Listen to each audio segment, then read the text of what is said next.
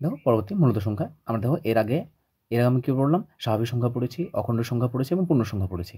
তাহলে মূলত সংখ্যা কাদেরকে বলা হচ্ছে? মূলত সংখ্যার সংজ্ঞা যদি আমরা লিখতে চাই, তাহলে মূলত সংখ্যা দেখো যে সকল সংখ্যাগুলিকে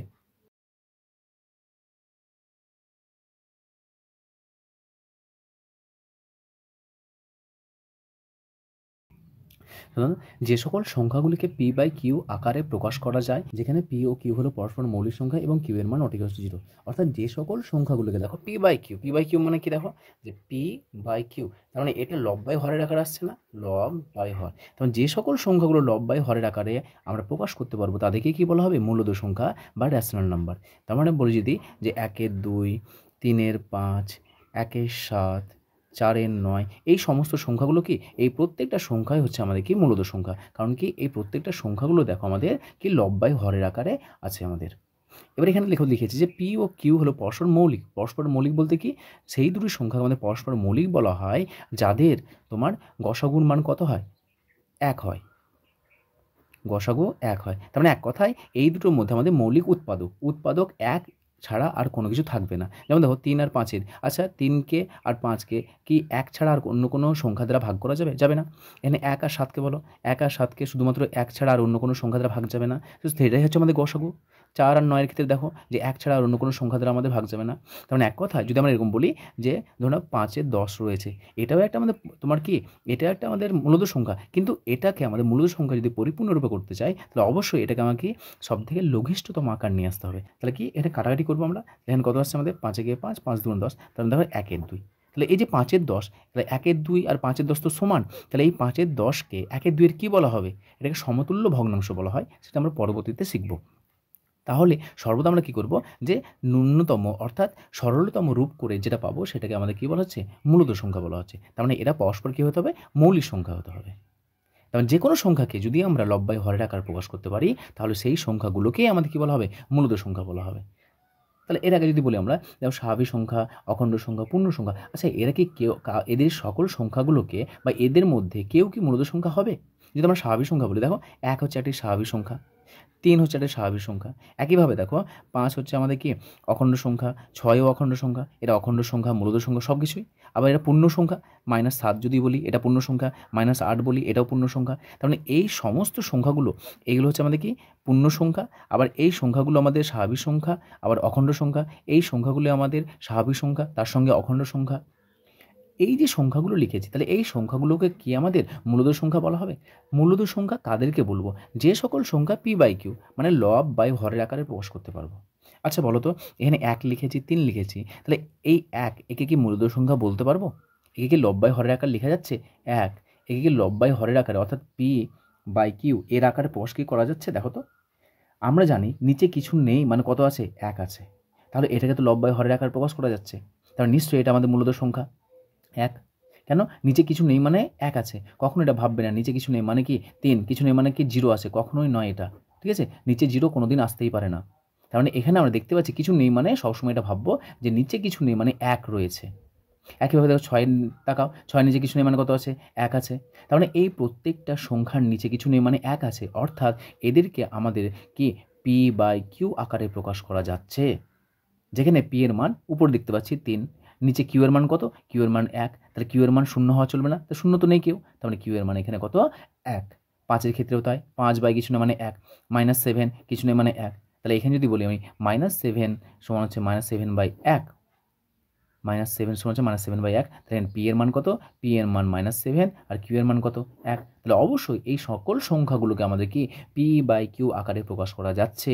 সুতরাং আমরা বলতে পারি যে স্বাভাবিক সংখ্যা, অখণ্ড সংখ্যা, পূর্ণ সংখ্যা এই সকল সংখ্যাগুলোকে কি, এই সকল সংখ্যাগুলি হলো আমাদের মূলদ সংখ্যা। পরবর্তী দেখো, আমরা কয়েকটা কোশ্চেন লিখে নিয়েছি যে মূলদ সংখ্যার দলকে কোন অক্ষর দ্বারা চিহ্নিত করা হয়? সবথেকে ছোট বা বড় মূলদ সংখ্যা কত? সকল স্বাভাবিক সংখ্যা হলো মূলদ সংখ্যা, সকল অখণ্ড সংখ্যা মূলদ সংখ্যা, সকল পূর্ণ সংখ্যা মূলদ সংখ্যা। এগুলো আমরা সত্য মিথ্যা দেখব, সত্য অথবা মিথ্যা, এটা আমরা বলেই ফেললাম। মূলদ সংখ্যার সংখ্যারেখা স্থাপন। তার প্রথম হচ্ছে মূলদ সংখ্যাকে কোন অক্ষর দ্বারা চিহ্নিত করা হয়? আমরা যেমন স্বাভাবিক সংখ্যাকে একটা অক্ষর দ্বারা চিহ্নিত করেছি এন দ্বারা, অখণ্ড সংখ্যাকে চিহ্নিত করেছি আমরা ডাব্লিউ দ্বারা, এবং পূর্ণ সংখ্যা যে দল রয়েছে পূর্ণ সংখ্যার দলকে আমরা জেড দ্বারা সূচিত করেছি।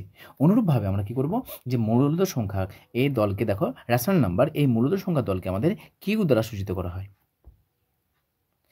এখানে দেখো বলতে পারো যে স্যার তো আর দ্বারা র্যাশনাল নাম্বার আর দ্বারা সূচিত করা হচ্ছে, তাহলে আর দ্বারা কেন হয় না? কারণ আর দ্বারা দেখো আমাদের রিয়েল নাম্বার রয়েছে, সেই রিয়েল নাম্বারকে আমাদের ক্যাপিটাল আর বা স্কিট আর দ্বারা সূচিত করা হয়।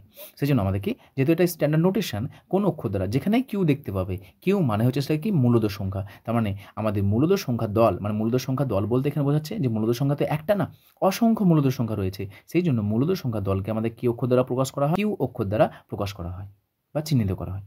সব থেকে ছোট দেখো, তাহলে যদি আমরা সব থেকে ছোট কথা বলি, তাহলে কিউ এই সব থেকে ছোট মূলদ সংখ্যা পাওয়া যাবে? কারণ দেখো যেহেতু আমাদের পূর্ণ সংখ্যাই পাওয়া যাচ্ছে না, আর সমস্ত পূর্ণ সংখ্যাই হচ্ছে আমাদের মূলদ সংখ্যা, তাহলে নিশ্চয়ই এখানে আমাদের মূলদ সংখ্যা সব থেকে ছোট বা সব থেকে বড় এখানে কোথাও পাওয়া যাবে না, তার মানে এখানে আমরা কি পাবো না। তারপর দেখো সকল স্বাভাবিক সংখ্যা হলো মূলদ সংখ্যা। আমরা একটু আগে দেখলাম যে সকল স্বাভাবিক সংখ্যাগুলোকে পি বাই কিউ আকারে প্রকাশ করা যায়, সুতরাং সকল স্বাভাবিক সংখ্যা হচ্ছে মূলদ সংখ্যা। সকল অখণ্ড সংখ্যা, যতগুলো অখণ্ড সংখ্যা আছে প্রত্যেকটা অখণ্ড সংখ্যাগুলোকে আমরা কি করতে পারি, তোমার পি বাই কিউ আকারে প্রকাশ করতে পারি, সুতরাং আমাদের সকল অখণ্ড সংখ্যা মূলদ সংখ্যা, এটাও সত্য।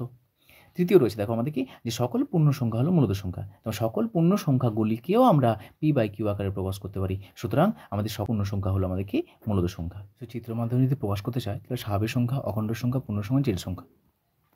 দেখো প্রথমে সার্কেলের মধ্যে আমরা কী লিখেছিলাম, সার্কেলের মধ্যে আমরা পূর্ণ সংখ্যাগুলো লিখেছিলাম, জাস্ট এটা আমরা সূচিত করছি যে সংখ্যাগুলো কার মধ্যে কে ঢুকে আছে, 1 2 3 ডট ডট করে। তারপর আমরা দেখেছিলাম কি, ত্রিভুজ অঙ্কন করেছিলাম। এই ত্রিভুজ আমাদের কে ছিল, ত্রিভুজে শুধুমাত্র শূন্য ছিল। দেখো শূন্য লিখেছি, তার মানে এই ত্রিভুজটা আমাদের সূচিত করছে কি অখণ্ড সংখ্যা। তারপর আমরা আয়তক্ষেত্র অঙ্কন করেছিলাম। আয়তক্ষেত্রে কে ছিল আমাদের, আয়তক্ষেত্রের মধ্যে ছিল আমাদের পূর্ণ সংখ্যাগুলো ছিল -3 -2 -1, এটা ছিল আমাদের n এর পরিবার। সার্কেল যেটা অঙ্কন করেছি সেটা হচ্ছে n এর পরিবার, স্বাভাবিক সংখ্যার পরিবার। তারপর আমরা ত্রিভুজ যেটা অঙ্কন করেছি সেটা হচ্ছে w এর পরিবার, অখণ্ড সংখ্যার পরিবার। আর যেটা আমরা আয়তক্ষেত্র অঙ্কন করেছি সেটা হচ্ছে আমাদের কি পূর্ণ সংখ্যার পরিবার। কিউ থাকছে, যেগুলো আমরা 1/2 3/2 5/7 ডট ডট করে এই সংখ্যাগুলো লিখতে পাচ্ছি। তাহলে বলো, এই যে চিত্রের মধ্যে এদের মধ্যে সবথেকে বড়টাকে, সবথেকে বড় সংখ্যাকে সবথেকে বড় দেখতে পাচ্ছি এখানে আমাদের কি কিউ সবথেকে বড়। তারপরে এর থেকে কেউ একটু ছোট আছে জেড, কারণ কিউ এর মধ্যে সমস্ত সংখ্যাগুলো ঢুকে আছে। কিউ এর মধ্যে দেখো ডাব্লিউ ঢুকে আছে, এন ঢুকে আছে, জেড ঢুকে আছে। তারপর দেখো এই জেডের মধ্যে কে আছে, মানে এই যে জেড যে আয়তক্ষেত্র অঙ্কন করছে, আয়তক্ষেত্রের মধ্যে কে কে আছে, আয়তক্ষেত্রের মধ্যে আমাদের তোমার ত্রিভুজ আছে এবং তার সঙ্গে কে আছে, বৃত্ত আছে। তার মানে এই জেডের মধ্যে আমাদের তোমার এনও আছে, আবার ডাব্লিউ আছে। আবার দেখো ডাব্লিউর মধ্যে কী আছে, ডাব্লিউর মধ্যে শুধুমাত্র এনকে দেখতে পাচ্ছি। তার মানে সব থেকে বড় হচ্ছে কিউ, তার থেকে একটু ছোটো হচ্ছে জেড, তার থেকে ছোটো হচ্ছে আমাদের ডাব্লিউ, এবং তার থেকে সব থেকে ছোটো হচ্ছে আমাদের কি স্বাভাবিক সংখ্যা।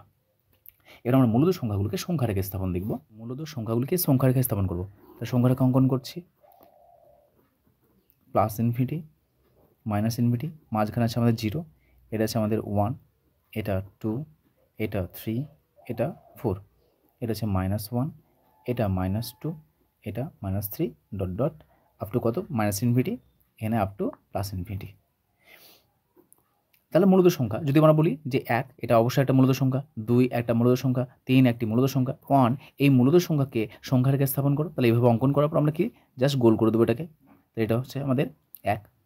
যদি বলা হয় মূলত সংখ্যা, তার মানে আমাদের জানি পি বাই কিউ আকার প্রকাশ করা হচ্ছে, 1-এর 2 বলো, 3-এর 2 বলো, তাহলে এগুলো কি 1-এর 2, 3-এর 2, তারপর যদি বলা হয় এরকম যে 5-এর 7, এই সংখ্যাগুলোকে যদি আমরা তোমার সংখ্যা রেখায় স্থাপন করতে চাই, কীভাবে স্থাপন করব? প্রথম দেখো 1-এর 2, আচ্ছা 1-এর 2 এর মানটা কত?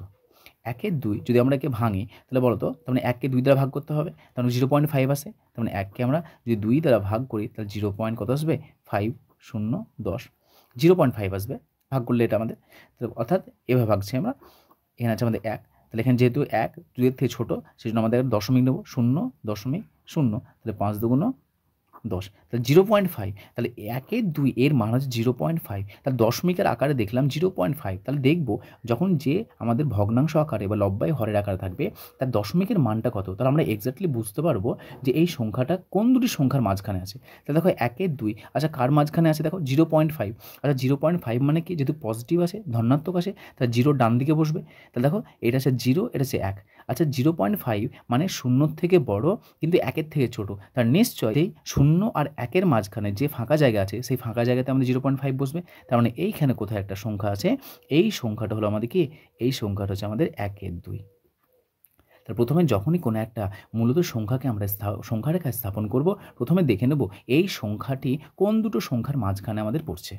তারপর দেখো 3-2, তা 3-2কে যদি সংখ্যারেখায় বসাতে চাই তাহলে প্রথমে কী করবো, 3-2কে আমরা ভাগ করে নেব, তাহলে 3কে 2 দিয়ে ভাগ, তাহলে কত হবে 1.5 আসবে, তাহলে 3কে 2 দ্বারা ভাগ করছি, তাহলে 2-কে 2 বিয়োগ করলে 1.0, 5 দুগুণ 10, তাহলে কত পেলাম 1.5। আচ্ছা 1.5 যে সংখ্যাটি পেলাম এটাই হচ্ছে আমাদের 3-2, এই সংখ্যাটি কোন দুটো সংখ্যার মাঝখানে আছে দেখো 1.5, তো 1.5 মানে কি 1-এর থেকে বেশি আর 2-এর থেকে ছোট কম, তার মানে দেখো 1 থেকে বেশি এবং 2-এর থেকে ছোট, তার মানে নিশ্চয়ই এইখানে কোথাও একটা আছে আমাদের, তার মানে এই যে সংখ্যাটা, তাহলে এখানে কত হলো আমাদের, এই সংখ্যাটি হচ্ছে আমাদের কি 3-2। একইভাবে যদি এটা আমাদের যদি 3-2টা আমাদের মাইনাস থাকতো, মাইনাস তাহলে কত হতো, তার মানে -3/2, এটা হতো আমাদের -1.5, তাহলে প্রথমে আমরা এটাকে ভাগ করে নেব, ভাগ করে দেখতে পাচ্ছি কত পাচ্ছি আমরা 1.5, তাহলে -1 মাইনাস মানে কি অবশ্যই শূন্যের বাম দিকে আসবে, তাহলে নিশ্চয়ই আমাদের এই দিকে আসবে, তার মানে 1 আর এই -2 এর মাঝখানে থাকবে, তার মানে এইখানে আসবে আমাদের কত, এটা হবে আমাদের -3/2। এইভাবে আমরা কী করবো, সংখ্যাগুলো প্রথমে ভাগ করে নেব, ভাগ করে আমরা সংখ্যাটাকে স্থাপন করব।